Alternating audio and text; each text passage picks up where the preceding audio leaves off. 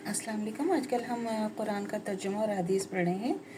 अभी ये जो एक हदीस है वो है हज़रत अबू हुरैरा रज़ियल्लाहु तआला अन्हा फरमाते हैं कि मैंने हज़ूर सल्लल्लाहु अलैहि वसल्लम से ज़्यादा किसी को खूबसूरत नहीं देखा गोया आपके रुखसार मुबारक में सूरज तैर रहा है। जब आप मुस्कुराते थे तो दीवारों पर इसकी चमक पड़ती थी।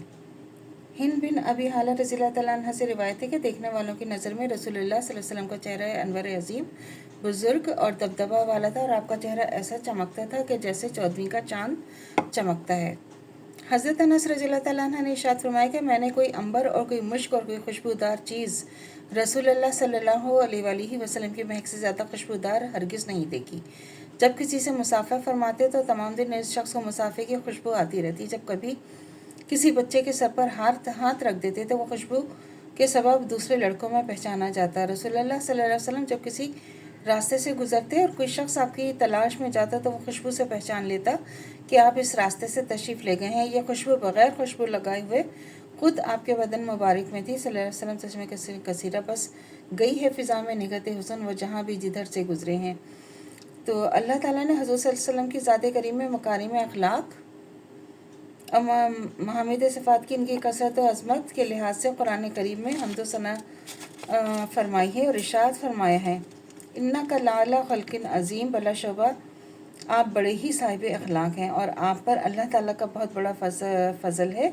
और ख़ुद हज़ूर सल्लल्लाहु अलैहि वसल्लम ने फरमाया कि यानी मुझे मकारिम अखलाक की तकमील के लिए भेजा गया है।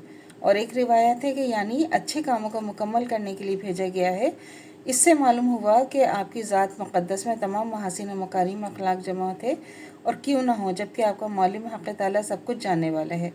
सैयदना हज़रत आयशा रज़ियल्लाहु तआला अन्हा से रिवायत है कि हज़ूर अकरम सल्लल्लाहु अलैहि वसल्लम के अखलाक करीमा के बारे में आपसे दरियाफ़्त किया गया तो आपने फरमाया कि आपका अखलाक कुरान था। इसके ज़ाहिरी मायने ये है कि जो कुछ कुरान करीम में अखलाक व सिफ़ात मज़कूरा हैं आप इनसे मुतसफ़िक़ थे। किताबुल शिफ़ा में क़ासी अयाज़ रहमतुल्लाह अलैह मज़ीद ज़िक्र फरमाते हैं कि नेज़ ये भी है कि आपकी खुशनुदी और कुरान की खुशनुदी के साथ आपकी नाराज़गी कुरान की नाराज़गी के साथ थी। मतलब यह है कि आप रज़ाए अम्र इलाही की बजावरी में आपकी नाराज़गी हुक्म इलाही की ख़िलाफ़ वर्जी में इर्तिकाब माजी में थी। अवारिफ़ुल मारिफ़ में नाम में मज़कूर है कि सैयदना आयशा सिद्दीक़ा रज़ियल्लाहु तआला अन्हा की मुराद ये थी कि कुरान करीम ही हज़ूर नबी सल्लल्लाहु अलैहि वसल्लम का महज़्ज़ब अखलाक है। यानी कि यही मायनो मतलब है कि हकीकत वाक़ई ये है कि किसी का फ़हम और किसी का क़यास हज़ूर सल्लल्लाहु अलैहि वसल्लम के मकाम की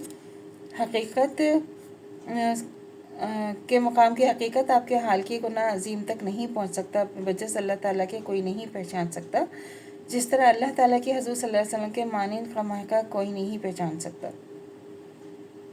और इसकी तावील बजस अल्लाह ताला के सिवा कोई नहीं जानता।